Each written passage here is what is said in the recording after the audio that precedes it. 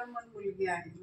जशी जन्मली तशी ती ॲबनॉर्मल आहे. आता वय तिचं 25 आहे. पिरियड रेग्युलर मध्ये येतात पण ॲबनॉर्मल आहे. पण ॲबनॉर्मल असून पण तिच्या ह्याच्यात एक असं आहे की ती कोमामध्ये जाते.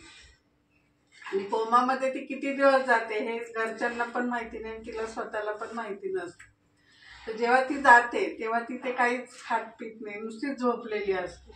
आणि जेव्हा ती कोमामधून बाहेर येते तेव्हा ती समजा 5 दिवस ती कोमामध्ये असेल ना तर ती 5 दिवसाचं अन्न 6व्या दिवशी खाते. म्हणजे असं तिचं रुटीन चालू होतं त्यांचं. तर मला त्यांनी विचारलं की आपल्याला अशा व्यक्तीला काय देता येईल. मग त्यांना आम्ही ब्रेन ॲक्टिव्ह दिलं. आणि तुम्हाला सांगते फक्त 1च महिना झाला घेऊन त्या मुलीचा जो कोमाचा पिरियड होता तो कमी झाला.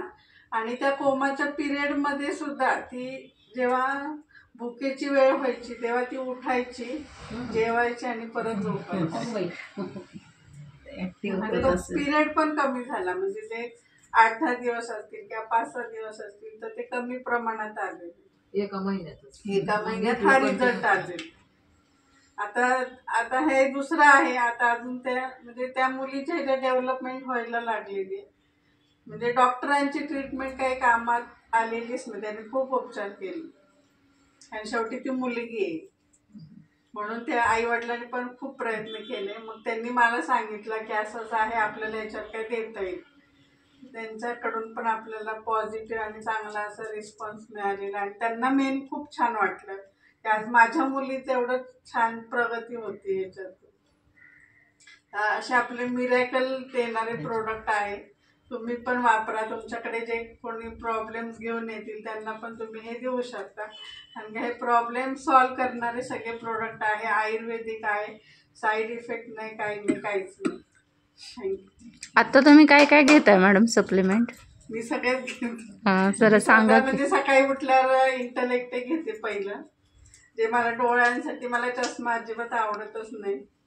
आणि पहिल्यापासून म्हणजे मला ते चष्मा घालायचा म्हटलं तर मला खूप म्हणजे कस तरीच वाटतं की मी दुसऱ्यांचा जरी चष्मा बघितला ना, म्हणजे रस्त्याने जाताना लहान मुलांचा जरी चष्मा लावलेला बघितला ना, मला स्वतःला म्हणजे कस तरी वाटतं. त्याच्यासाठी मी इंटलेक्ट घेते. इंटलेक्ट इतकं सुंदर आहे ना, मला अजून चष्मा नाही.